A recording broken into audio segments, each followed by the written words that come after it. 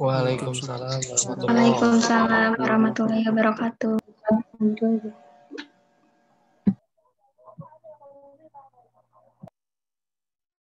Segala puji bagi Allah, Allah yang Maha Ghafur, Allah yang nikmatnya tak pernah bisa kita ukur hingga rasa-rasanya di sore hari ini, dimanapun teman-teman berada, baik itu dalam keadaan ada yang cerah, mendung, gerimis, bahkan hujan, insya Allah semuanya dapat mendatangkan kebaikan dan keberkahan di manapun teman-teman berada, dan atas segala nikmat yang Allah berikan pada sore hari ini, nampaknya masih banyak dan masih pada situasi di mana kita tidak bisa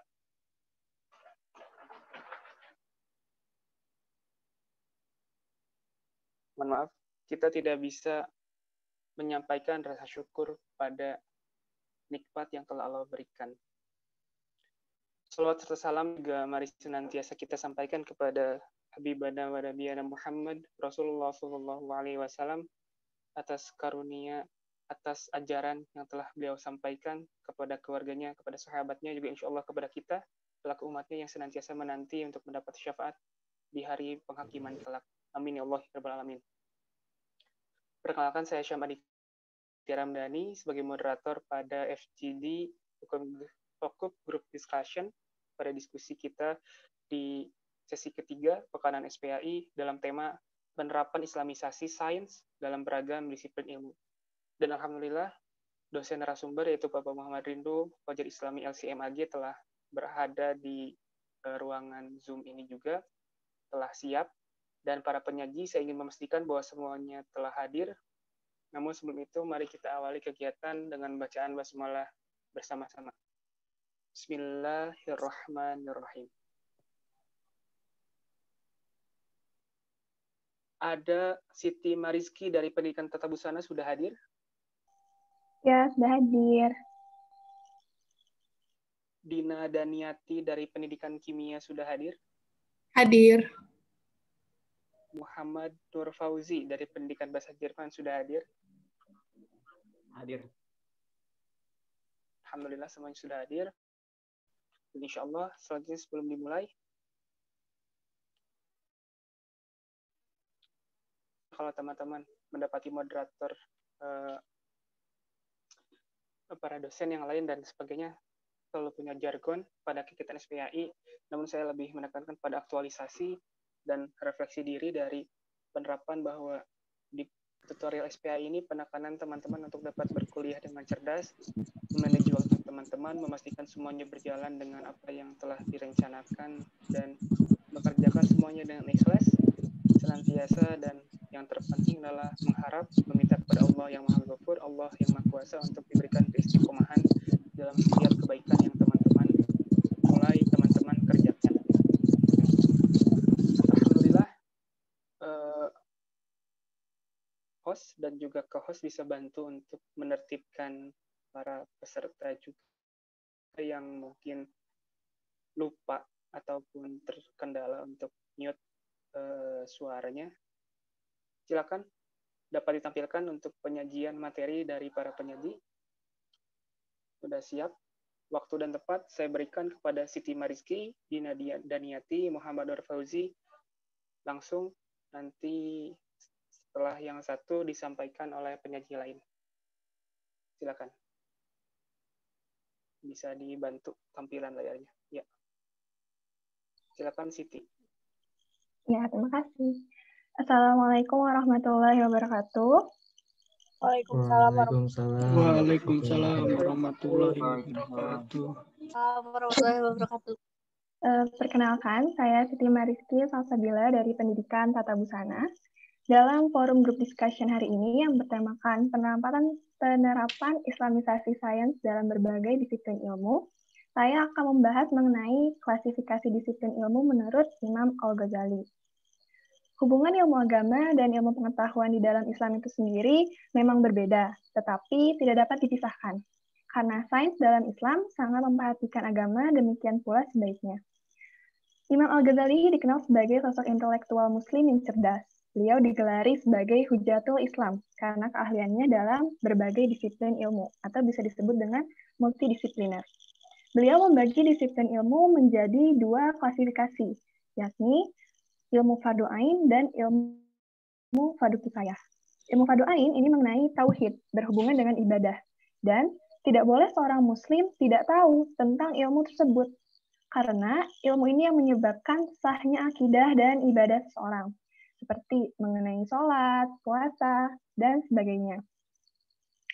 Yang kedua ada fardu kifayah, yakni ilmu jika sudah ada sebagian kaum muslimin yang mempelajarinya, maka gugurlah kewajiban tersebut bagi muslimin yang lain. Namun, disunahkan untuk mempelajarinya. Ilmu fardu kifayah terbagi menjadi dua, yaitu ilmu syariat dan ghairu syariat. Ilmu syariat dibutuhkan manusia demi tegaknya agama. Contohnya, menghafalkan Al-Quran, ilmu hadis, ilmu usul, fikih, dan nahwu, dan lain sebagainya. Lalu ada ilmu ghairu syariat. Dibutuhkan untuk tegaknya urusan dunia. Contohnya seperti ilmu yang sedang dipelajari di perguruan tinggi yang sedang kita jalani ini. Seperti ilmu kedokteran, matematika, ilmu teknik, dan salah satu ilmu yang saya pelajari di jurusan tata busana yakni menjahit. Dan masih banyak lagi contoh dari ilmu ghairu syariat. Dan itulah klasifikasi disiplin ilmu menurut Imam Al-Ghazali. Yang perlu kita ingat adalah agama tanpa dukungan ilmu pengetahuan sains menjadi tidak mengakar pada realitas dan penalaran. Sedang sains yang tidak dilandasi asas-asas agama dan sikap keagamaan yang baik akan berkembang menjadi liar dan menimbulkan dampak merusak. Islamisasi sains di kalangan para cendekiawan muslim pada hakikatnya merupakan keinginan untuk mengintegrasikan antara agama dan sains dalam visi modern, dan memandang sains sebagai upaya manusia untuk membuka rahasia-rahasia sunatullah. Sehingga itulah pentingnya keseimbangan dalam mencari dan mempelajari ilmu agama dengan sains. Seperti hadis yang saya lampirkan berikut ini. Man salaka tariqan yaltamisu fihi ilman, sahalallahu lahu bihi tariqan ilal jannah. Barang siapa yang berjalan untuk mencari ilmu, Allah akan memudahkan dirinya jalan menuju surga. Hadis dari sahabat Abu Hurairah radhiyallahu anhu, hadis riwayat Muslim. Kiranya sampai di situ materi yang saya sampaikan. Terima kasih. Assalamualaikum warahmatullahi wabarakatuh. Waalaikumsalam warahmatullahi wabarakatuh. Waalaikumsalam. Bisa langsung dilanjut ke salin dia berikutnya. Baik, apakah suara saya sudah terdengar? Sudah. Sudah dapat akses dengan baik. Baik, bismillahirrahmanirrahim. Assalamualaikum warahmatullahi wabarakatuh. Sebelumnya, perkenalkan, saya Dina Daniati dari Pendidikan Kimia 2017A. Mungkin di sini saat melihat judulnya agak sedikit berbeda gitu dari penyaji lainnya. Saya ingin membahas salah satu benda yang kita pakai setiap hari, kita gunakan setiap hari, dan bahkan saat kita ingin mendefinisikannya tuh jadi bingung sendiri gitu. Air itu apa sih sebenarnya gitu. Nah, di sini saya akan mencoba membahas air dari ilmu kimia dan Al-Quran. Ternyata, menurut dalam buku Mu'jam Al-Mufahaz Al-Fad Al-Quran Al-Karim, air itu disebutkan terulang sebanyak 63 kali. Dan jika dibagi ke dalam kelompoknya itu, ada beberapa kelompok. Yang pertama itu ayat-ayat mengenai siklus air. Itu ada 22 ayat. Banyak sekali gitu. Lalu yang selanjutnya ada mengenai distribusi air. Ada air laut, air hujan, air permukaan seperti sungai, danau, dan lain-lain, dan juga air tanah. Nah, kemudian kelompok ketiga ini mengenai urgensi air. Yang pertama itu air sebagai sumber kehidupan. Lalu ada air untuk menumbuhkan tanaman, sebagai sarana ibadah seperti untuk berwudu, dan kemudian untuk minum. Seperti salah satu ayat yang saya kutip di sini dari surat Al-Anbiya ayat 30, dan apakah orang-orang kafir tidak mengetahui bahwa langit dan bumi keduanya dahulunya menyatu, kemudian kami pisahkan antara keduanya, dan kami jadikan segala sesuatu yang hidup berasal dari air. Jadi air ini berfungsi sebagai sumber kehidupan. Berarti air ini tuh sangat istimewa gitu, mempunyai suatu keistimewaan. Dan di sini saya akan coba menjelaskan keistimewaan air dari sisi sains, dari menurut program studi saya gitu ya, dari sisi kimianya gitu. Nah, pertanyaan pertama yang muncul, dari mana sih datangnya air? Air ini tuh mungkin banyak gitu ya teori yang membicarakan asal mula air ini gitu. Tapi saya ingin meng-highlight dari persamaan reaksinya gitu. Mungkin teman-teman udah bisa lihat di layar kalau reaksi ini tuh dari hidrogen dan oksigen membentuk air gitu. Dan reaksinya tuh irreversible atau tidak dapat balik gitu. Jadi di sini ibrohnya, jika air punya reaksi yang bolak-balik, maka tidak akan ada air di dunia ini gitu. Air di dunia ini akan langsung menguap, akan langsung terurai lagi menjadi hidrogen dan oksigen. Nah, lalu air ini tuh sebenarnya sulit sekali gitu untuk kita ciptakan sendiri. Maka air ini tuh menjadi istimewa karena dia punya siklus. Nah, mungkin udah pernah belajar waktu SD, SMP, siklus air itu apa aja, dan boleh di-refresh lagi gitu. Nah, dengan adanya siklus air ini, air di dunia ini tuh akan terus berkesinambungan ada untuk menopang kehidupan makhluk yang ada di dalamnya. Nah, kemudian yang kedua, fenomena anomali air. Mungkin ini bahasanya agak ilmiah gitu ya, tapi sebenarnya salah satu contohnya nih, saat beli es teh, esnya tuh bakal ngapung dan air tehnya tuh akan ada di bawah gitu. Padahal benda-benda lain yang jika dicairkan itu maka fasa padatnya itu akan berada di bawah gitu. Maka ini juga menjadi salah satu keistimewaan air. Sehingga contohnya jika di danau yang permukaannya beku, itu kehidupan makhluk yang ada di dalamnya akan tetap ada gitu, akan tetap hidup. Nah, lalu yang terakhir, kenapa air istimewa? Karena air ini sebagai pelarut universal. Jadi air ini tuh benar-benar dibutuhkan gitu, entah dalam tubuh manusia sendiri ataupun di ekosistem ini gitu. Jadi sungguh luar biasanya air gitu. Dan Allah menciptakan air dengan sangat banyak di dunia ini. Untuk siapa kalau bukan untuk manusia dan makhluk-makhluk yang lain gitu. Maka menurut saya gitu ya, dengan mendalami sains itu bisa membuka pikiran kita bahwa banyak ibroh gitu di dalamnya, banyak fenomena alam yang bisa kita lihat sebagai ayat kauniyah gitu, ayat-ayat kekuasaan Allah. Contohnya ini air ini gitu. Kadang kita tidak sadari gitu, padahal air ini kita pakai sehari-hari.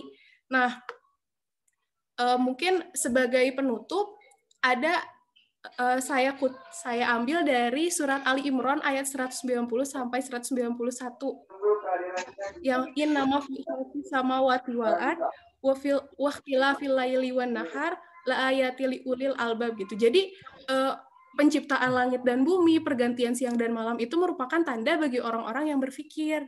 Jadi sains ini bisa jadi salah satu cara kita untuk semakin mensyukuri dan menyadari akan adanya kekuasaan Allah. Cukup sekian dari saya. Wassalamualaikum warahmatullahi wabarakatuh. Waalaikumsalam warahmatullahi wabarakatuh.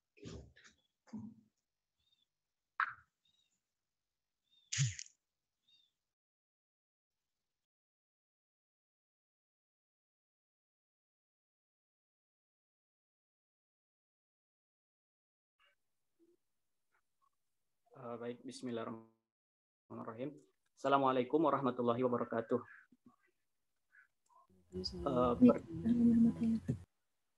Perkenalkan, saya Muhammad Nur Fauzi dari Pendidikan Bahasa Jerman. Bismillah, hamdan wa syukurillah, amma ba'd. Kali ini saya akan membahas mengenai Islamisasi ilmu pengetahuan. Pada hakikatnya, Islamisasi ilmu pengetahuan merupakan suatu upaya mentransformasikan nilai-nilai Islam ke dalam berbagai bidang kehidupan, khususnya ilmu pengetahuan.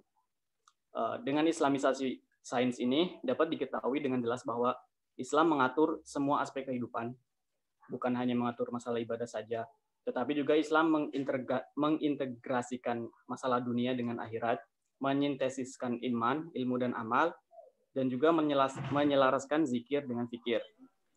Dengan itu, Islamisasi ilmu pengetahuan merupakan bukti bahwa Islam adalah agama yang sempurna. Seperti dalam surat Al-Maidah ayat 3 yang berbunyi, Al-yauma akmaltu lakum dinakum wa atmamtu alaikum ni'mati wa raditu lakumul Islam madina. Pada hari ini telah kusempurnakan untukmu agamamu dan telah kucukupkan kepadamu nikmatku dan telah kuridhoi Islam itu jadi sebagai agamamu. Kedua, kita akan masuk ke sejarah ide Islam ilmu pengetahuan, Islamisasi ilmu pengetahuan. Sejatinya Islamisasi sains ini telah ada sejak ayat pertama diturunkan. Namun baru diadakan secara besar-besaran pada sekitar abad ke-8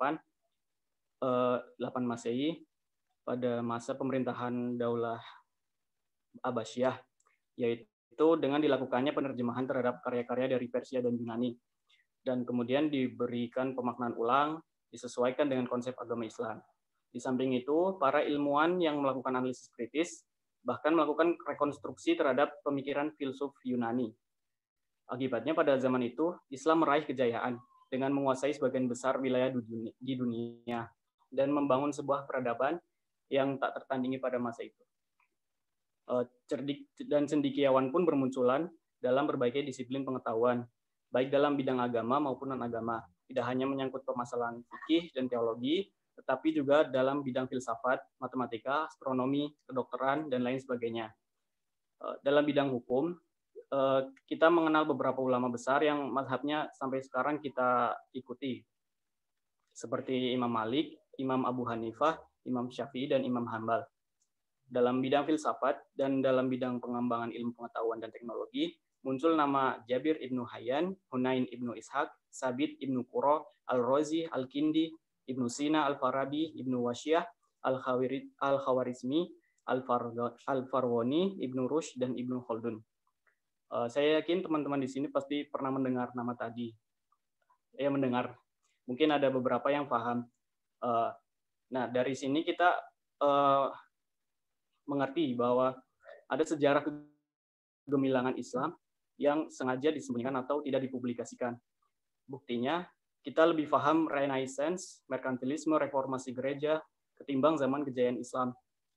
Kita lebih mengerti revolusi Perancis ketimbang pembebasan Konstantinopel. Kenapa? Karena memang itu yang diajarkan di sekolah-sekolah di Indonesia. Padahal mayoritas kita adalah Muslim, dan kita harus belajar secara otodidak untuk mempelajari sejarah-sejarah Islam. Itu merupakan sebuah bukti dikuasainya ilmu pengetahuan oleh Barat. Memang itu tidak terlepas dari kesalahan pendahulu kita yang memperebutkan kekuasaan yang menyebabkan melemahnya kekuatan khalifah, jatuhnya Baghdad ke tangan Hulagu Khan, yang diikuti dengan pengerusakan pusat-pusat kegiatan ilmiah dan pembantaian secara besar-besaran terhadap para guru dan ilmuwan. Juga jatuhnya Andalusia yang diikuti dengan pembasmian kebudayaan dan identitas Islam sampai ke akar-akarnya. Hal ini mengakibatkan umat Islam kehilangan harmoni dan arah. Ditambah lagi dengan kekalahan umat Islam pada saat Perang Salib ketiga, sehingga konsekuensinya yaitu hancur dan hilangnya ruh peradaban Islam hingga sekarang. Kini yang tersisa hanyalah bangunan-bangunan bersejarah yang ada di Eropa, di Spanyol dan di Turki, yaitu Hagia Sophia. Tapi alhamdulillahnya sekarang sudah dikembalikan lagi fungsinya sebagai masjid. Kita melihat dari pengembalian fungsinya dari museum kepada masjid, kita bisa melihat bahwa ada sebuah harapan besar dari Erdogan untuk mengembalikan kejayaan Islam. Dan inilah sebagai tugas kita sebagai calon pendidik masa depan anak-anak bangsa kita, terutama muslimin, agar mampu mengembalikan peradaban Islam yang telah lama hilang. Nah, salah satunya yaitu dengan Islamisasi ilmu pengetahuan ini. Yang ketiga, masuk ke implementasi Islamisasi ilmu pengetahuan. Implementasi Islamisasi ilmu pengetahuan ada 3. Yang pertama yaitu dengan pendekatan labelisasi atau ayatisasi. Islamisasi dengan pendekatan ini yaitu memberikan label Islami pada suatu teori atau ilmu pengetahuan tertentu. Pendekatan labelisasi berdasarkan pada asumsi bahwa Al-Quran merupakan wahyu Allah yang memberi penjelasan tentang segala sesuatu, sebagaimana dinyatakan dalam Al-Quran surat An-Nahl ayat 89. Wa nazzalna 'alaikal kitaba tibyana likulli syai'in wa huda wa rahmah wa busyra lil muslimin. Dan kami turunkan kepadamu Alkitab Al-Quran untuk menjelaskan segala sesuatu dan petunjuk serta rahmat dan kabar gembira bagi orang-orang yang berserah diri. Yang kedua ada pendekatan aksiologis. pendekatan ini, Islamisasi dilakukan dengan cara menjadikan Islam sebagai landasan penggunaan ilmu pengetahuan atau aksiologi, tanpa mempermasalahkan aspek ontologi dan epistemologi. Dengan kata lain, ilmu pengetahuan tidak dipermasalahkan, yang dipermasalahkan adalah orang yang menggunakan ilmu ini. Yang ketiga ada pendekatan internalisasi nilai-nilai Islam. Dalam pendekatan ini, Islamisasi ilmu pengetahuan dilakukan dengan cara memasukkan nilai-nilai Islam ke dalam konsep pengetahuan dan teknologi. Asumsinya adalah ilmu pengetahuan tidaklah netral, tapi penuh muatan-muatan nilai yang dimasukkan oleh orang yang merancangnya. Mungkin itu saja dari saya, lebih kurangnya mohon dimaafkan. Wabillahi taufiq wal hidayah. Wassalamualaikum warahmatullahi wabarakatuh.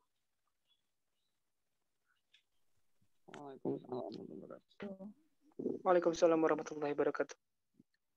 Terima kasih kepada para penyaji.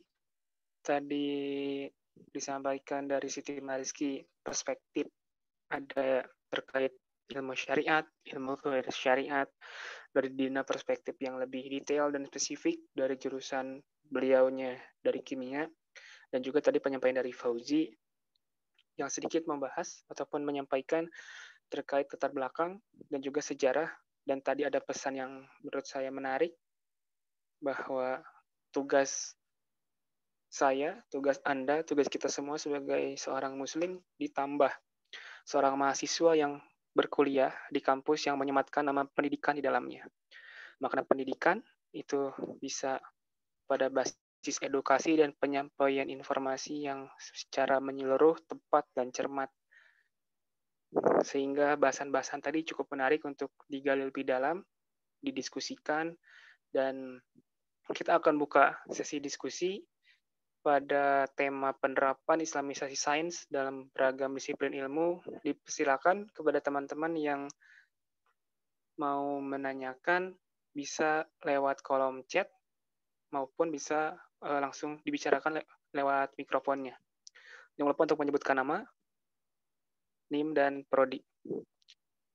Kalau NIM itu bisa langsung dicantumkan saja di nama akun Zoom-nya. Jadi di rename dulu, jangan lupa nama NIM prodi untuk memudahkan kami memasukkan data-data informasi yang sebagai nilai tambahan. Silakan dari PGSD Penjas A, mungkin Tata Busana, Agroindustri B, Matematika A, atau kelas-kelas lain. Ada Robiatul. Mau bertanya Robiatul, silakan. Baik, Assalamualaikum warahmatullahi wabarakatuh. Perkenalkan nama saya Robiatul Adawiyah dari Prodi Pendidikan Tata Busana. Ingin sedikit mengkoreksi ya. Tadi penyajian materi dari Saudari Siti Mariski, mohon maaf. Tadi kan disebutkan itu ilmu fikih itu disebutkannya dalam fardu kifayah ya. Sebenarnya ilmu fikih itu termasuknya tuh ke ini fardu ain. Karena apa? Di ilmu fikih itu disebutkan tata cara wudhu, tata cara sholat, lalu pokoknya terkait dengan ibadah-ibadah itu. Jadi ya sebenarnya ilmu fikih itu masuknya ke situ, ke fardu ain. Dan sedikit tambahan juga, fardu ilmu yang termasuk dalam fardu ain itu bukan hanya sekedar ilmu tauhid dan fikih saja, termasuk juga di dalamnya tuh ilmu akhlak dan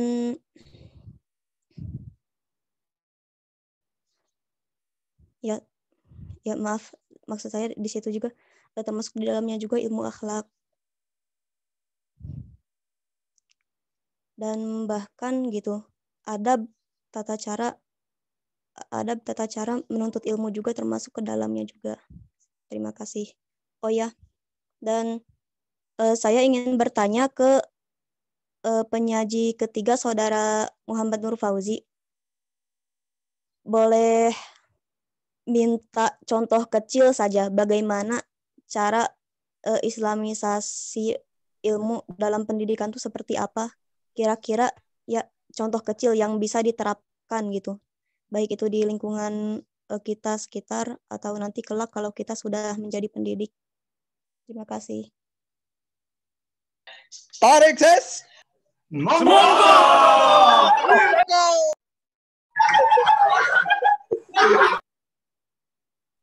Bisa Wow, simpan. Kalian simpan.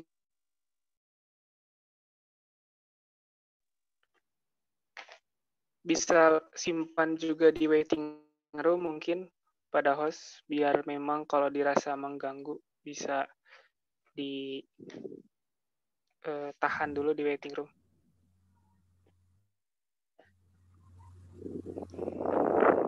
Baik, pertanyaan yang untuk Muhammad Nur Fauzi cukup menarik tadi yang disampaikan. Nanti juga barangkali Siti Mariski akan menanggapi atau mau menanggapi dari penyampaian Robiatul Adawiyah terkait konteksnya fardu ain yang tadi disampaikan bukan fardu kifayah.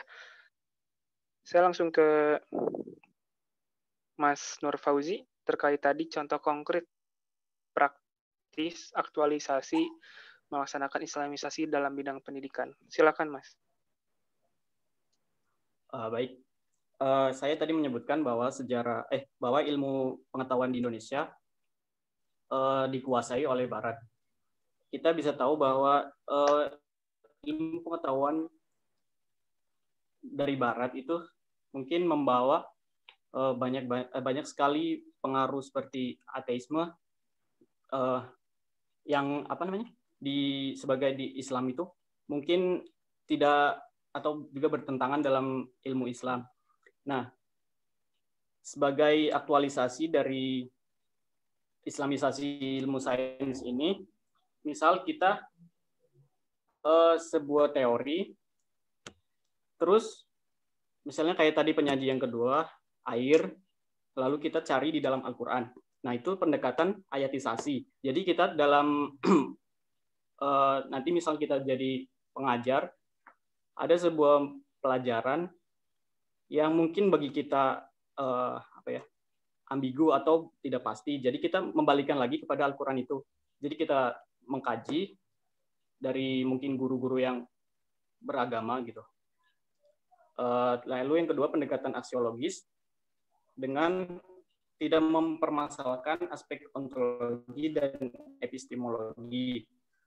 Dengan kata lain, ini tidak mempermasalahkan ilmu pengetahuan tersebut, tapi orangnya atau usernya. Jadi kita ilmu-ilmu ini apakah bertentangan dengan Islam atau tidak. Jadi kita tidak mengubah ilmu itu, tetapi orangnya yang objeknya yang akan kita ajar seperti itu. Mungkin ada yang bisa menambahkan.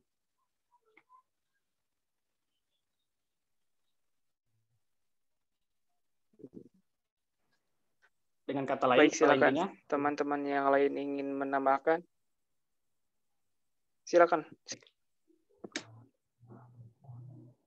Intinya dari penjelasan tadi yaitu kita harus memilih ilmu yang saat ini kita akui sebagai ilmu dari yang dikuasai oleh Barat.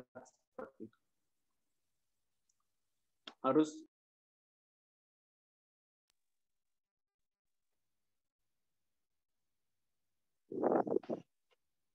Baik, terima kasih Mas Fauzi. Gimana Mbak Robiatul?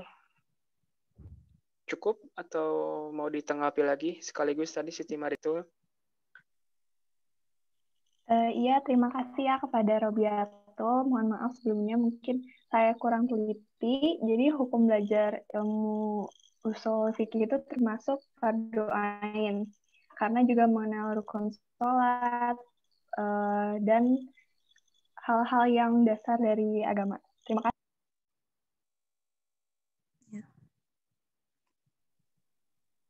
Baik. Dari tanggapan yang disampaikan Mas Fauzi tadi, Mbak Robiatul masih ada tanggapan atau dari yang lain? Terkait kalau saya tadi ambil part atau ambil intisari jawabannya, menyebutkan bahwa kita lakukan setiap ilmu, setiap bidang yang teman-teman ajar, dengan kembalikan sumber utamanya bukan sumber jurnal, bukan sumber buku buku, tapi sumber Al-Quran yang pertama kali ditarik lurus sebagai sumber dasar materi atau pelajaran tersebut. Itu barangkali ya, Mas. Silakan. Ada lagi tanggapan atau pertanyaan lain kepada penyaji-penyaji yang sudah hadir? Saya persilakan. Di kolom chat ada Farah Maulida Salsabila. Mbak Robiatul bisa dicukupkan? Untuk saat ini dicukupkan dulu saja. Barangkali ada barangkali ada peserta yang lain yang ingin bertanya atau menambahkan. Terima kasih. Ya, aku tahu. Dia cuma di Indonesia doang. Baik. Saya izin membacakan dari Farah Maulida, Pendidikan Bahasa Indonesia, menanyakan,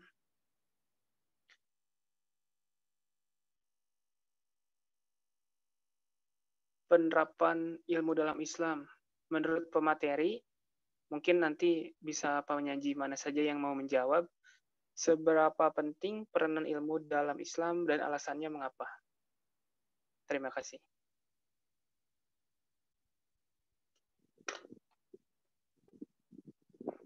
Mungkin ke Mbak Dina. Saya minta tanggapan Mbak Dina. Pertanyaan dari Farah. Seberapa penting peranan ilmu dalam Islam dan alasan dari Mbak Dina terlebih dahulu, silakan. Mohon maaf sebelumnya off cam ya karena jaringannya sedang tidak stabil. Menurut saya penting gitu ya karena ilmu pengetahuan agama tanpa ilmu pengetahuan itu akan lumpuh gitu, akan cacat, tidak akan sempurna gitu. Sehingga memang sangat penting gitu untuk memadukan antara ilmu dan agama gitu. Kemudian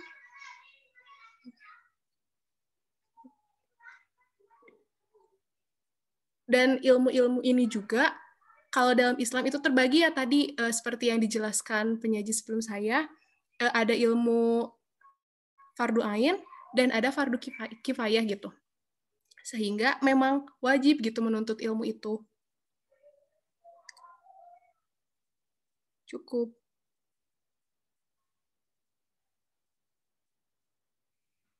Baik, dari penyaji lain, Mbak Siti Mariski ataupun Mbak...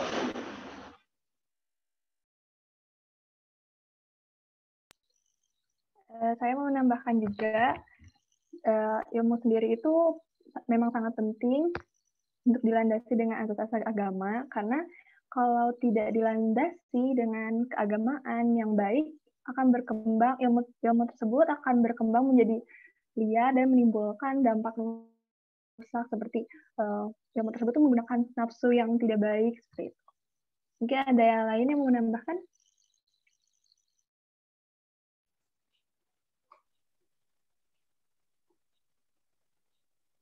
Mas Fauzi ada tanggapan? Silakan, ya. Silakan. Tadi sebelumnya teman kita menjelaskan bahwa ilmu tanpa agama itu lumpuh. Itu merupakan perkataan dari Albert Einstein. Nah, saya akan mengutip perkataan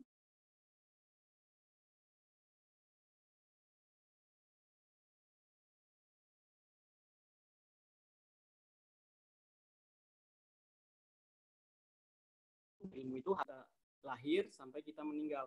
Nah, dari situ kita bisa mengetahui bahwa ilmu itu sangat penting. Terus ada juga hadis thalabul ilmi faridotun ala kulli muslimin wal muslimah.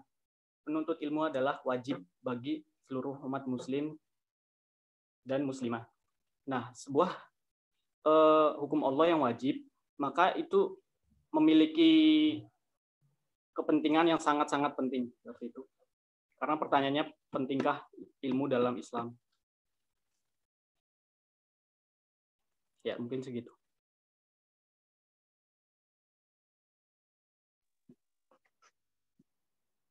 Baik, terima kasih kepada seluruh penyaji. Tadi sudah menyampaikan pandangannya, menyampaikan isi dari pandangan terkait tadi, pentingkah, pertanyaan dari Mbak Farah, seberapa penting peran ilmu dalam Islam dan alasannya mengapa?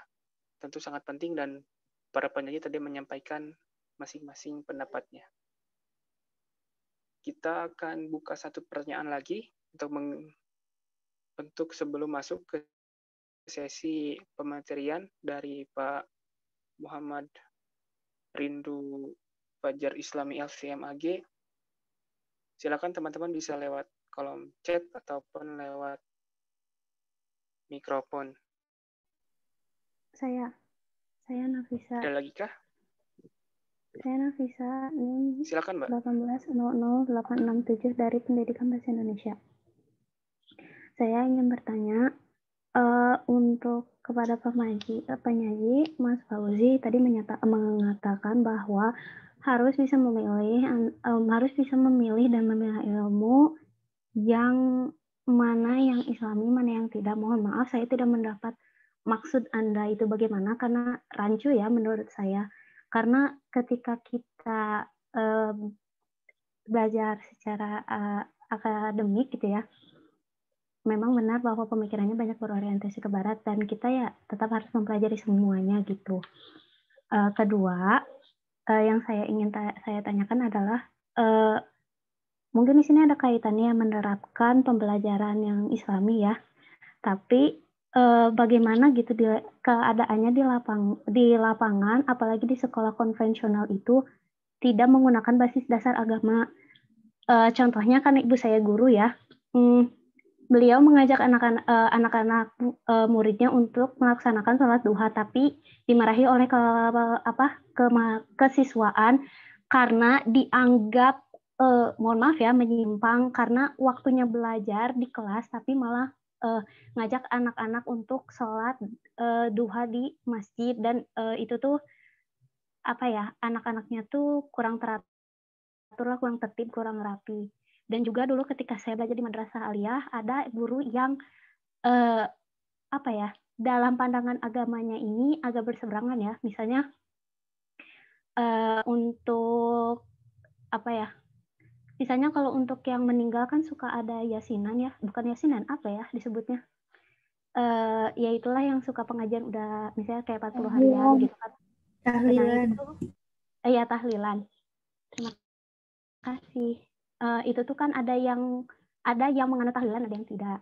Nah, ini tuh bagaimana gitu kalau misalnya dikaitkan dengan islamisasi dalam pendidikan dan sains gitu, karena pada realitanya dasar pendidikan kita bukan didasarkan pada agama kecuali di sekolah-sekolah berbasis agama gitu. Terima kasih. Mohon maaf ya apabila ada kata-kata yang kurang berkenan. Terima kasih, Mbak Nafisa. Silakan Mas Fauzi, bisa ditanggapi saya akan menjawab terkait dari pertanyaan tadi. Ya, Mbak Nafisa, mengenai ilmu yang baik dan buruk yang tadi saya jelaskan mungkin belum paham. Saya sendiri juga merasakannya. Dari Mbak Nafisa kan dari jurusan bahasa Indonesia.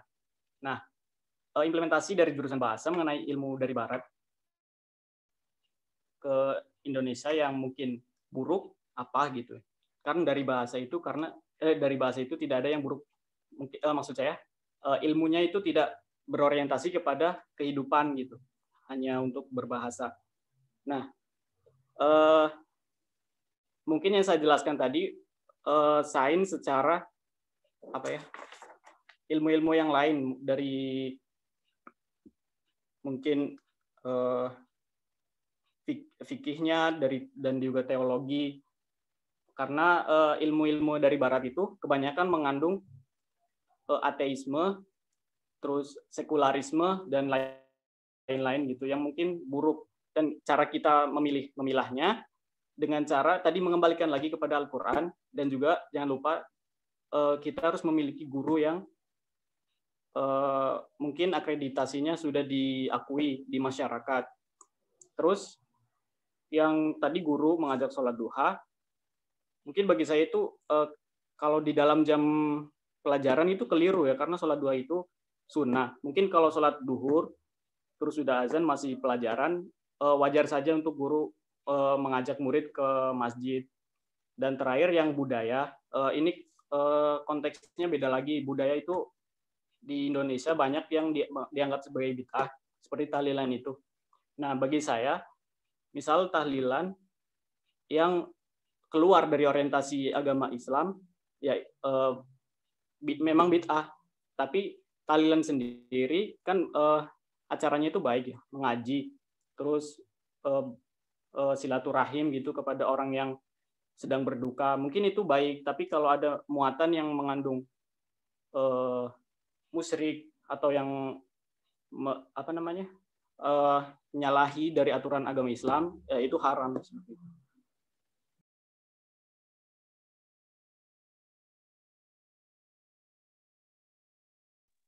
Halo,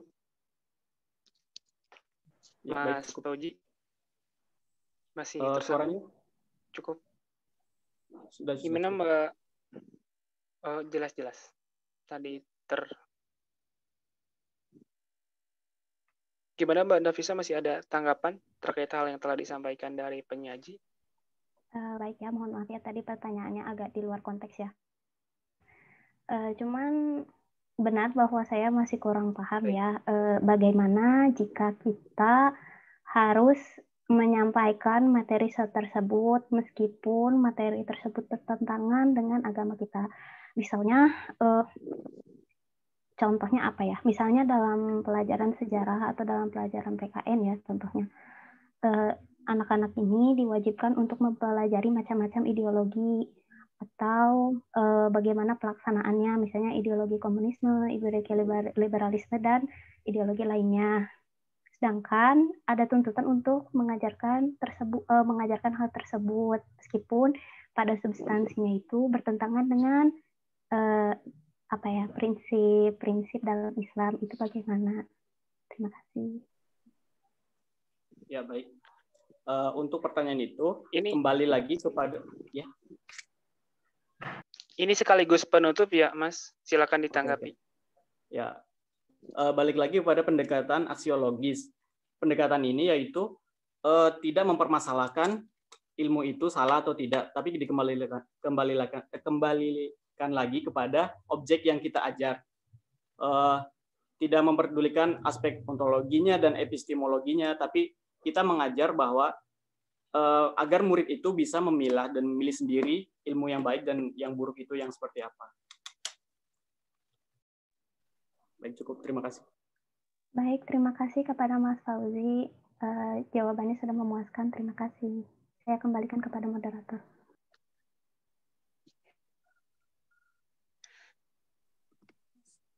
Baik, terima kasih tadi kepada seluruh penyaji juga. Silakan. Iya, izin menambahkan untuk tadi pertanyaan dari Nafisa, itu lebih baik kita ini saja diberitahu saja. Kan memang kita akan mengajarkan, ada guru-guru yang mengajarkan ideologi komunis, ideologi sekuler, dan bahkan dan lain-lainnya. Tetapi beritahu saja bahwa agama Islam itu adalah agama yang diridhoi Allah, adalah satu-satunya agama yang diridhoi Allah. Jadi tetap diajarkan kembali keislamannya kepada siswa, seperti itu. Itu tambahannya. Ada di Quran surat Ali Imran ayat 19.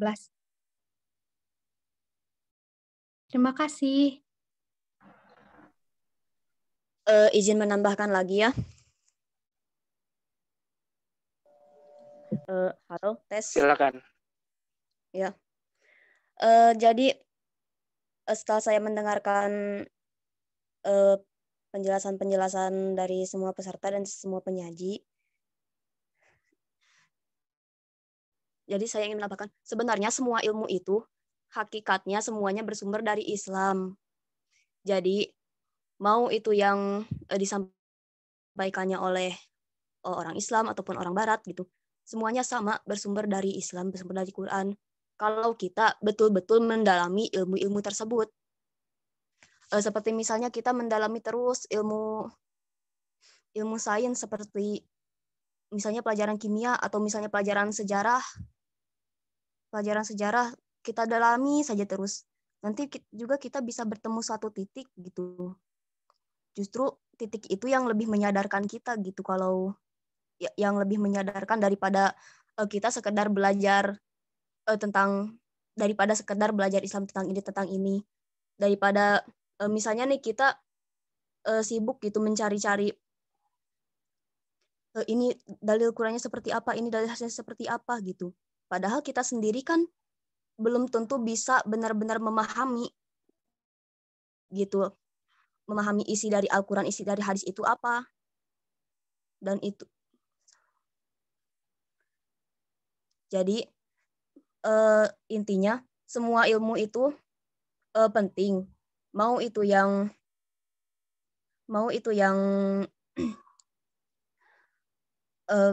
berkaitan dengan Islam maupun yang tidak, semuanya penting untuk dipelajari. Untuk apa?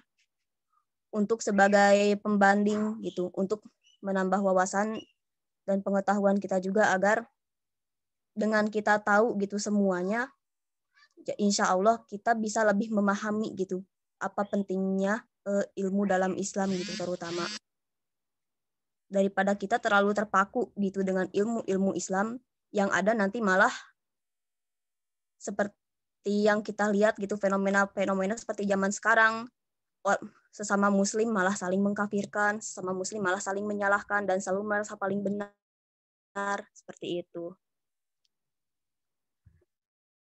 Semoga bisa dimengerti tambahan dari saya. Terima kasih. Saya kembalikan pada moderator.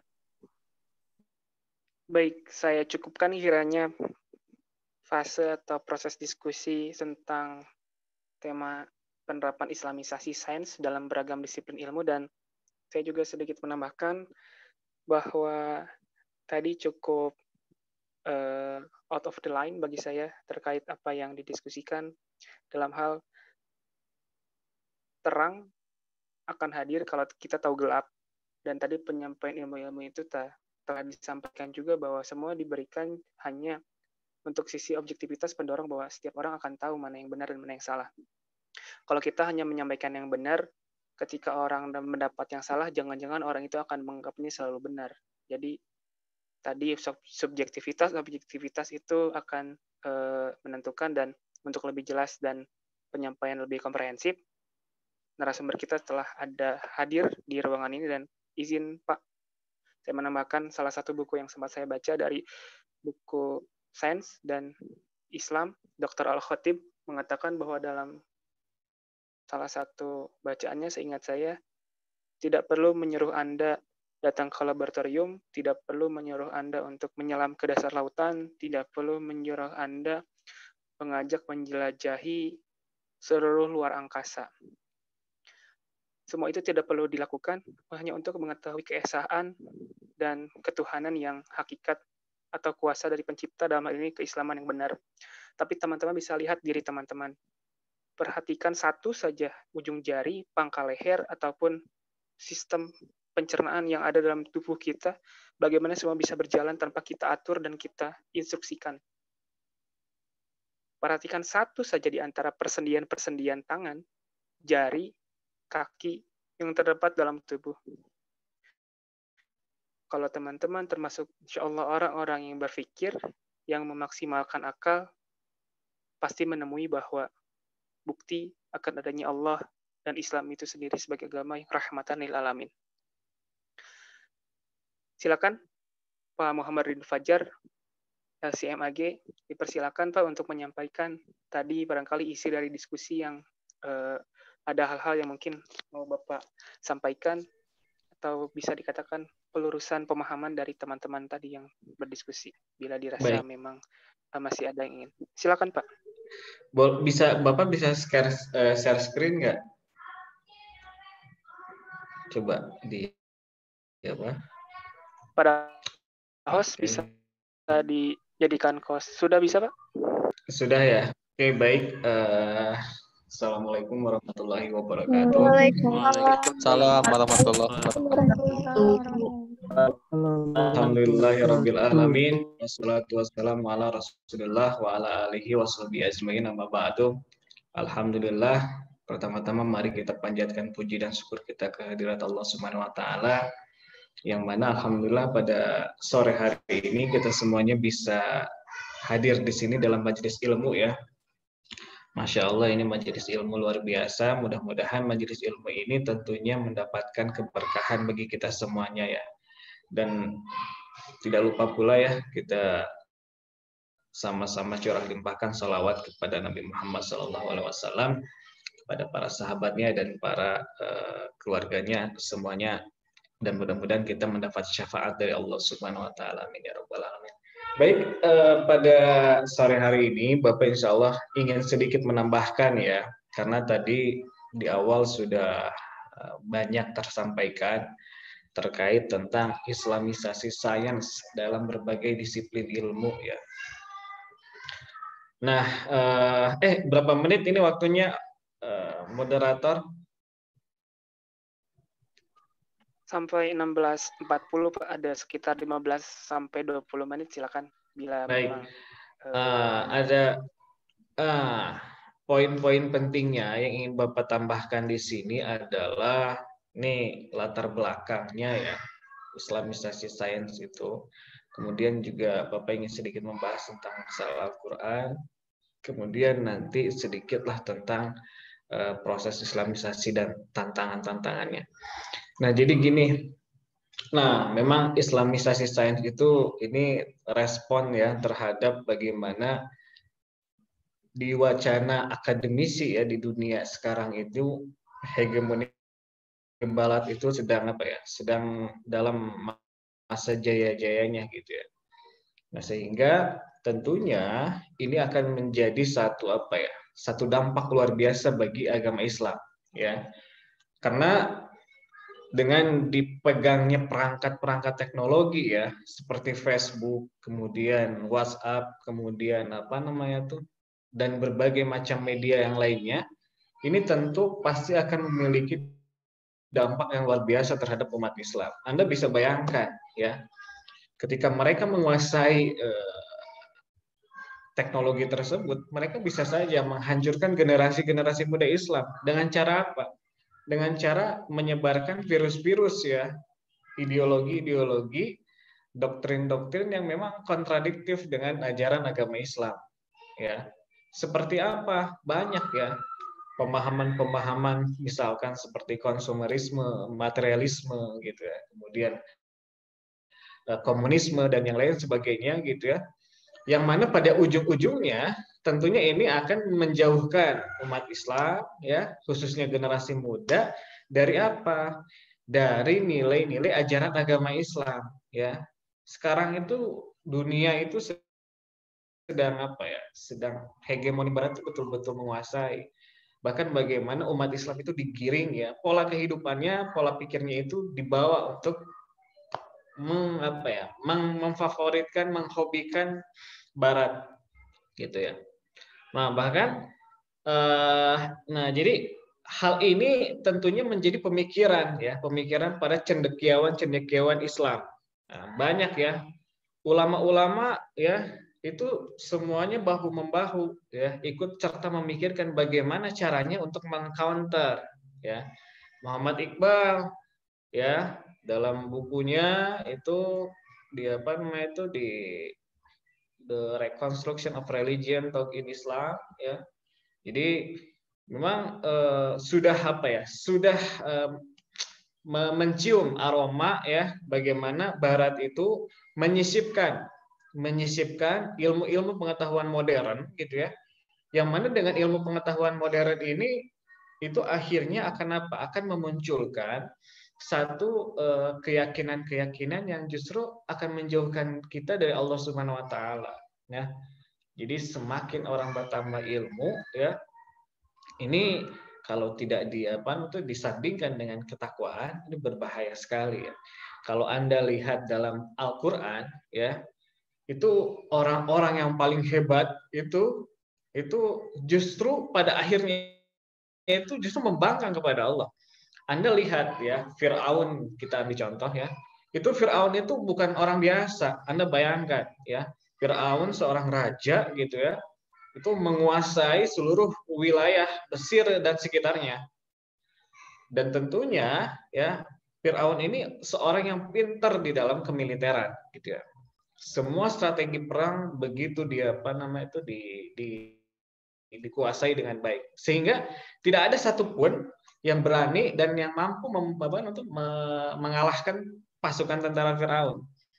Tapi kenapa ujung-ujungnya justru malah mengaku jadi Tuhan? Nah, ini prosesnya ini nih yang harus kita analisis ya. Itu prosesnya nggak ujuk-ujuk Firaun itu pengen menjadi Tuhan, ya. Awalnya bagaimana? Awalnya bagaimana Firaun ini disusupi oleh keyakinan-keyakinan yang justru jauh dari nilai-nilai ajaran agama Allah gitu. Nah, begitu juga dengan umat Islam sekarang. Umat Islam tidak langsung misalkan orang yang tadinya muslim langsung misalkan jadi ateis, tidak. Tapi ada proses di situ. Jadi proses bagaimana pencucian pikiran-pikiran yang tadinya Islam itu menjadi non-Islam, gitu ya. Nah itu, jadi ini sangat berbahaya. Qarun ya, dalam Al-Quran Qarun itu ahli dalam bidang manajemen keuangan, bahkan hartanya itu luar biasa ya, tidak terkalahkan pada saat zamannya gitu ya. Kalah itu Steve Jobs gitu, kemudian orang terkaya di dunia itu sekarang siapa yang punya Amazon itu. Nah itu juga di zamannya itu Qarun itu luar biasa kayaknya, tapi dengan ilmunya justru malah menjadi berbalik ya. Nah, apa kata kuncinya? Kenapa bisa seperti itu? Kata kuncinya sebetulnya dua ya. Islam sebetulnya mengajarkan kita untuk apa? Untuk menuntut ilmu ya. Menuntut ilmu itu memang suatu keharusan ya. Namun harus disandingkan juga dengan apa? Dengan keimanan kita kepada Allah ya. Bapak akan perlihatkan di sini ya bahwa dalam ayat Al-Qur'an Allah berfirman nih sebentar, ayat surat Al-Mujadalah ya, ayat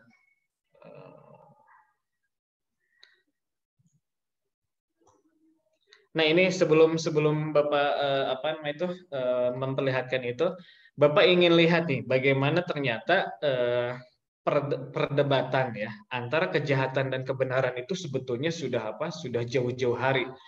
Ketika proses awal mula penciptaan Nabi Adam pun itu proses pertempuran antara kebenaran dan kejahatan itu sudah dimulai ya, dan itu tidak akan pernah habis. Nah, tinggal kita bagaimana kita memposisikan diri kita. Kita mau posisinya di kelompok yang beriman kepada Allah atau justru sebaliknya gitu ya. Nah, kita lihat di surat Al-A'raf ayat 12 ya. Ini Allah publikasikan kepada kita untuk menjadi ibrah ya. Kenapa iblis sampai berani ya? Qala man akala tasjud ya. Iblis, kenapa kamu tidak mau sujud kepadaku kepada Adam ya? Id amartuk, padahal aku telah memerintahkan kamu. Nah, jawabannya itu lihat, qala ana khairum minhu khalaqtani min narin khalaqtahu min tin. Iblis menjawab dengan logika, ya, logika ditambah dengan kesombongan. Iblis tidak menjawabnya dengan keimanan, ya. Kesombongan iblis ini tidak datang ujuk-ujuk, ya, tapi itu proses yang luar biasa panjang. Dimana kalau Anda membaca sejarahnya dalam tafsir-tafsir, itu iblis itu sebelum diciptakannya Nabi Adam itu sebagai panglimanya untuk memberantas jin-jin yang merusak di dunia ini gitu ya. Nah, tapi semakin hari kemenangan demi kemenangan itu justru menambah dirinya itu benih-benih kesombongan. Nah, keilmuan yang hebat, kemudian kepintaran, kecerdasan, kalau tidak disandingkan dengan keimanan, ketakwaan kita kepada Allah, pada akhirnya pasti akan hancur ya. Sama seperti iblis ya. Dia menggunakan dalil logika, Allah ngapain? Saya itu lebih baik daripada Adam. Adam mah dari tanah gitu. Saya itu lebih pintar, saya profesor, saya itu lebih pintar, saya itu kan seorang alim ulama. Nah, itu padahal ilmu itu tidak akan bermanfaat kalau tidak dibarengi dengan ketakwaan kita kepada Allah. Ini yang harus poin pentingnya ya. Nah, begitu juga dengan nanti Islamisasi. Oke. Kemudian ada di ayat yang lain Nah, ini Yarfa al-Mujadalah ya. Ayat 11, yarfa'illahu lazina amanu minkum walazina utul ilma darajat ya. Jadi Allah itu akan mengangkat derajat. Nah, orang-orang yang berilmu, tapi orang-orang yang berilmu itu harus ada harus ada satu syarat yang harus dipenuhi sebelumnya. Apa itu? Amanu minkum. Jadi iman dulu, ya. Sebelum Anda berilmu, iman dulu, ya. Jadi bagaimana kita meningkatkan ketakwaan, bagaimana kita meningkatkan rasa cinta kepada Allah. Nah, itu kalau dibarengi dengan ilmu luar biasa itu keutamaannya, ya. Oke, kemudian nah ini juga sama sejarahnya tadi sudah dijelaskan lah sejarahnya ya tentang Islamisasi ya. Jadi memang Islamisasi sains itu sudah muncul sejak zaman Nabi Muhammad juga ya. Ini proses bagaimana tradisi-tradisi Arab ketika waktu itu ya, wawasan sakofah hazanah yang memang jauh dari nilai-nilai Al-Qur'an itu ternyata oleh Nabi Muhammad diluruskan ya. Jadi Islamisasi wawasan ya. Jadi dimasukkanlah nilai-nilai Qur'ani ke dalam umat Islam ketika waktu itu. Jadi tradisi-tradisi yang keluar dari ajaran agama Islam yang tidak sesuai itu diluruskan. Seperti apa tradisinya? Contohnya misalkan meminum minuman keras ya, kemudian cerai putus itu di kalangan tradisi bahasa Arab itu cerai putus itu menjadi hal yang biasa ya. Bahkan puluhan kali cerai itu sudah menjadi hal yang lumrah gitu. Makanya Islam datang itu diluruskan. Contohnya apa lagi? Misalkan anak perempuan itu tidak diberikan warisan oleh kaum laki-laki ya. Karena menurut mereka ketika waktu itu budayanya wanita itu memang orang rendahan, tidak bisa berperang gitu ya. Artinya memang terdapat satu marginalisasi ya gender. Nah, namun ketika Islam datang, perempuan justru derajatnya ditinggikan ya. Jadi Islamisasi sains itu sudah mulai pada proses masa kenabian. Lalu masa-masa kejayaannya pada Daulah Abbasiyah. Tadi sudah dijelaskan sedikit oleh penyaji ya, pada abad ke-8. Nah, di situ lahirlah ya para pemikir-pemikir, filosof-filosof terkenal seperti siapa? Ibnu Sina, Ibnu Rus gitu ya, kemudian imam-imam madhab dan yang lain sebagainya.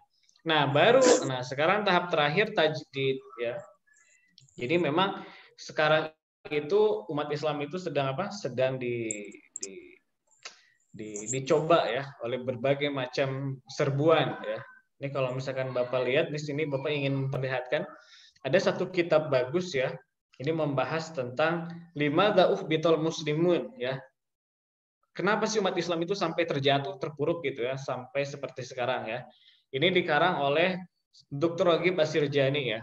Beliau merupakan pakar sejarah ya Islam, cendekiawan Muslim. Beliau ingin menjelaskan kenapa sih umat Islam itu sampai terpuruk gitu ya. Nah, Bapak ambil poin-poinnya saja biar cepat ya. Yang pertama itu disebabkan al-waqi'u alladzi ya'ishul muslimun ya. Karena memang realitas yang dihidupi oleh kaum muslim seperti apa? Hazaim mutakarrarah bada'an min suqutil khilafah. Jadi proses pertama itu terjun bebasnya umat Islam itu terjadi karena beberapa penaklukan yang terus-menerus ya yang terjadi di wilayah Islam.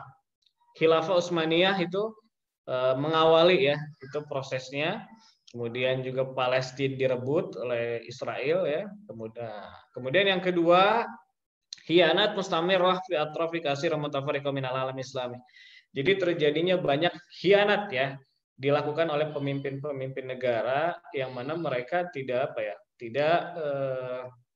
justru tidak melaksanakan perintah syariat Allah dan justru tentu ini akan merugikan masyarakat ya, masyarakat umat Islam, korupsi dan yang lain sebagainya. Kemudian yang ketiga ibahiyah wa wasailil a'lam rasmiyah ya.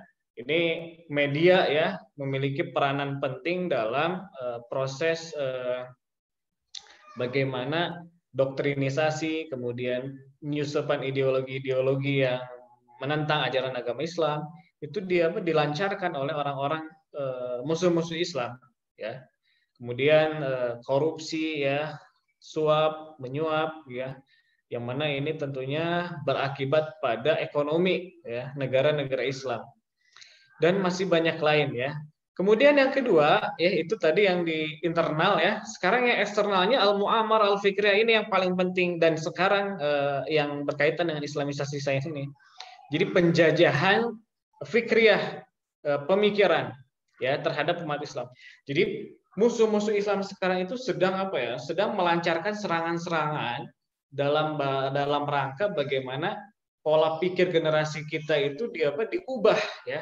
Yang tadinya cinta terhadap Al-Quran, yang tadinya cinta terhadap As-Sunnah, mungkin dibelokkan. Jadi lebih senang misalkan buka Facebook, jadi lebih senang buka WhatsApp, jadi lebih senang dengan musik dan yang lain sebagainya. Tidak senang mengkaji ceramah-ceramah, tidak senang. Nah itu sebetulnya bagian dari rencana-rencana yang dilakukan oleh musuh-musuh Islam dalam rangka menjatuhkan umat Islam, ya. Nah, siapa saja mereka? Al-mustasyrikun ya, orang-orang para orientalis ya, misionaris itu mereka musuh-musuh. Nah, itu. Kemudian satu lagi mungkin ini ada juga Bapak satu kitab ya. Nah, jadi Bapak ingin memberikan satu contoh bahwa proses perang ideologi itu sudah terjadi di zaman Rasulullah ya. Karena kan tadi sudah dijelaskan, perang antara kebenaran dan kejahatan itu akan sudah dimulai dari awal mula proses penciptaan manusia sampai hari kiamat ya. Dan ini juga di zaman Rasulullah terjadi ya. Ini dikarang oleh Dr. Farzal Abdul Bari. Nah, contohnya seperti apa? Kita langsung berikan contoh ya. Ini ada upaya yang dilakukan oleh kaum musyrikin Mekah ya dalam rangka mengcounter bagaimana dakwah Rasulullah ketika awal-awal mula Rasul berdakwah. Ada di sini riwayat dari Nador bin Haris. Nador bin Haris ini dia musuh Islam, bahkan oleh ulama-ulama Islam itu dilabeli dengan setannya Quraisy. Ya, kenapa? Karena saking bencinya dan yu'zi Rasulullah ya. Jadi betul-betul menyakiti Rasulullah ya. Tidak hanya dari fisik tapi non fisik juga ya. Nah, apa yang dilakukan oleh dia? Yang dilakukan oleh dia adalah bagaimana dia mempelajari ya wawasan hazanah ke siapa? Dulu yang maju peradabannya di zaman Rasulullah itu adalah Persia ya dan Romawi. Nador bin Haris langsung pergi ke Romawi untuk apa? Dan Persia untuk mempelajari bagaimana proses peradaban mereka yang begitu maju. Lalu setelah dia dapatkan ya ilmunya, lalu setelah itu dia langsung mendatangi umat Islam. Apa yang dilakukannya? Melontarkan ideologi-ideologi ya, pemikiran-pemikiran, Anda itu kenapa harus masuk ke dalam agama Islam? Kenapa Anda tidak langsung saja belajar ke peradaban yang lebih maju ya? Misalkan Persia gitu ya. Makanya ada labelnya itu Persianisasi ya. Zaman sekarang bisa aja seperti itu. Ngapain kita itu belajar Al-Qur'an sih? Tuh, lihat Amerika yang lebih maju, tuh lihat Jepang yang lebih maju gitu ya. Nah, ini kan orang-orang Islam yang awam itu akan akan terdorong dirinya. Oh iya ya, karena masuk logika akhirnya apa? Akhirnya ya sudahlah, mendingan kita belajar ke Barat. Ya, bagaimana kita mengadopsi ya, mengadopsi pemikiran-pemikiran ilmuwan-ilmuwan Barat. Dan tentunya ini pasti akan bertentangan dengan ajaran agama Islam. Ya, sebagaimana Allah tegaskan di sini dalam Al-Qur'an. Surat Al-Baqarah ayat berapa? Ayat 120. Walan tardo ankal yahud walan nasara hatta tattabi'a millatahum. Tidak akan pernah ridho ya, tidak akan pernah menerima ya orang-orang Yahudi dan Nasrani itu sampai kita itu masuk ke dalam agama mereka. Artinya apa? Artinya ini merupakan justifikasi dari Allah ya secara tegas ya, sampai kapanpun musuh Islam itu bisa saja Yahudi dan Nasrani gitu ya. Makanya mereka itu berusaha untuk bagaimana menularkan virus-virus ya, pemikiran-pemikiran yang menjauhkan generasi-generasi muda Islam terhadap Al-Qur'an, hadis dan kajian-kajian Islam ya. Itu berapa menit lagi sudah habis? 2 menit lagi ya. Silakan terakhir kalau masih ada. Silakan. Ini sangat penting nih ya. Nah, lalu bagaimana peran kita nih? Peran kita sebagai mahasiswa UPI ya. pastinya kita juga ya harus memiliki niat dan motivasi untuk mewarnai ya bagaimana kita bisa menjadi agen-agen pembela Islam ya, agen-agen pembela Islam. Kita harus berada di posisi sebagai prajuritnya Allah. Dengan cara apa? Ya kita tidak pasti harus berperang dengan membawa senjata ya. Karena setiap ini ada perannya. Kita itu berperannya itu dalam pendidikan, ya. Otomatis kita bagaimana caranya kita mempelajari wawasan keislaman, kita mempelajari ilmu-ilmu Al-Qur'an, ilmu-ilmu sunnah, ya. Kemudian sejarah Rasulullah. Lalu setelah itu, setelah kita mendapatkan keilmuan Islam dengan baik dan benar, sesuai dengan pemahaman para ulama, ya. Nah, lalu kita mengajak kepada masyarakat ya bagaimana kita mendidik mereka, mengajarkan mereka ya nilai-nilai ajaran agama Islam. Sehingga dengan demikian walaupun misalkan barat sampai sekarang sampai detik ini itu terus ya berupaya masuk ke dalam umat Islam. Nah, dengan adanya kita itu minimal itu akan menjadi apa? Menjadi benteng bagi umat Islam agar apa? Agar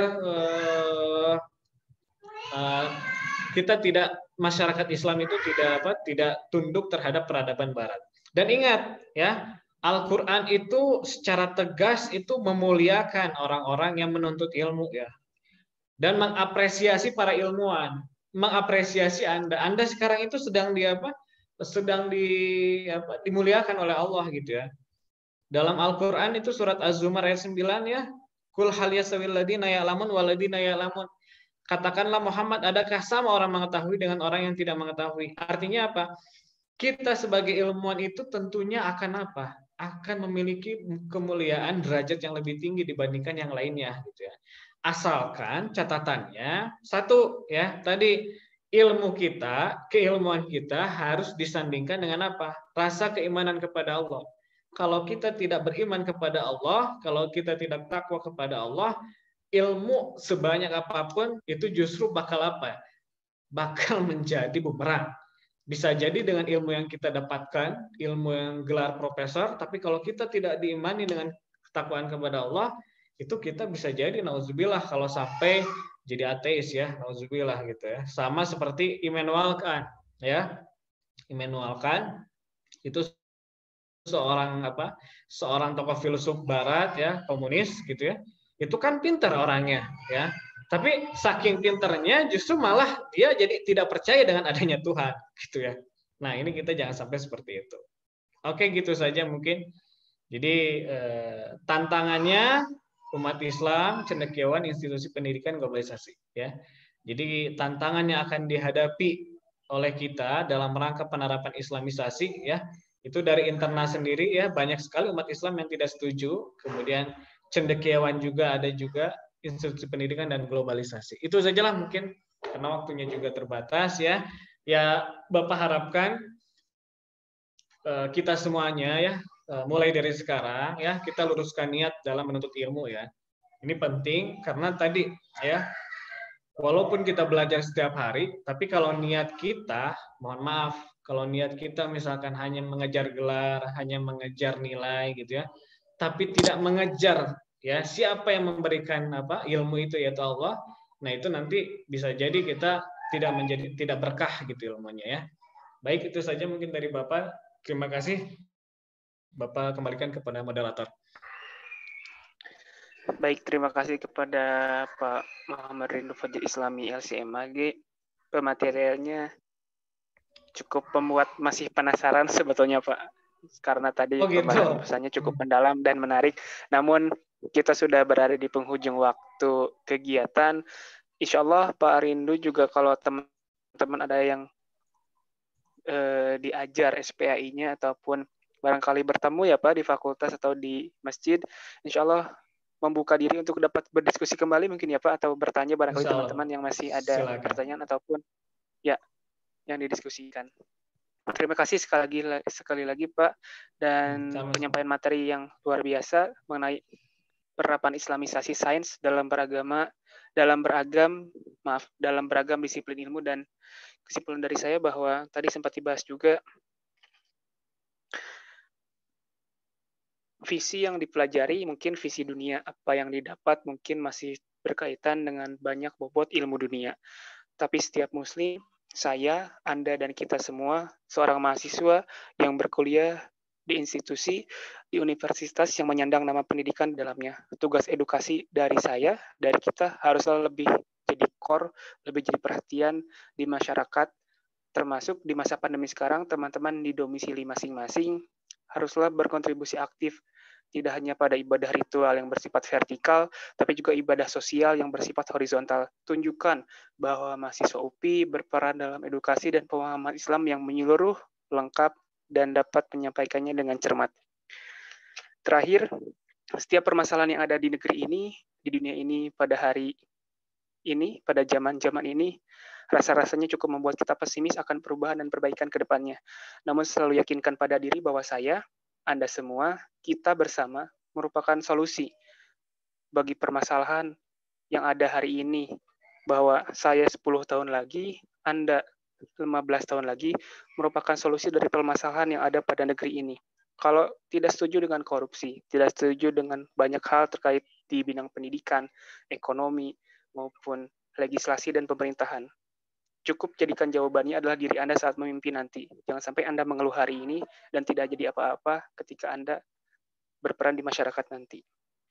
Terima kasih kepada seluruh penyaji, kepada pemateri, juga seluruh rekan-rekan yang telah rela meluangkan waktu dan mengisi kegiatan sore hari ini dengan berdiskusi, berdialog, dan menambah wawasan ilmu, dan insya Allah juga menambah keimanan dan ketakwaan. Akhirnya kita menuju penghujung acara. Demikian rangkaian acara Focus Group Discussion Tutorial SPAI DPU Universitas Pendidikan Indonesia pada semester ganjil 2020-2021. Hidup hanya sekali, hiduplah yang berarti. Tetap semangat untuk mendebar manfaat. Saya Syam Aditya Ramdhani, mohon undur diri. Alhamdulillahirrahmanirrahim. Assalamualaikum warahmatullahi wabarakatuh. Waalaikumsalam. Waalaikumsalam warahmatullahi wabarakatuh. Baik, Bapak undur diri ya. Terima kasih semuanya ya. Assalamualaikum. Waalaikumsalam. Tunuhun Bapak. Terima kasih Pak. Terima kasih Pak. Tarik sis.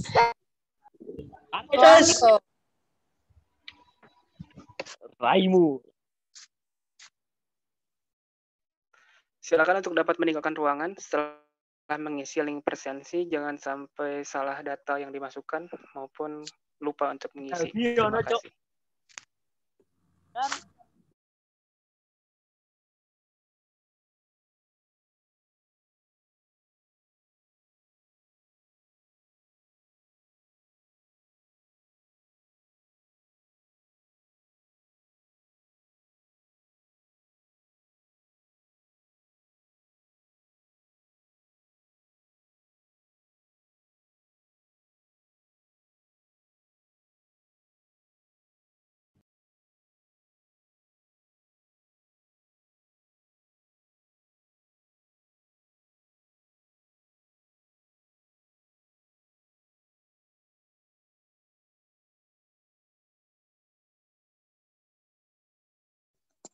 Izin live Akang Teteh.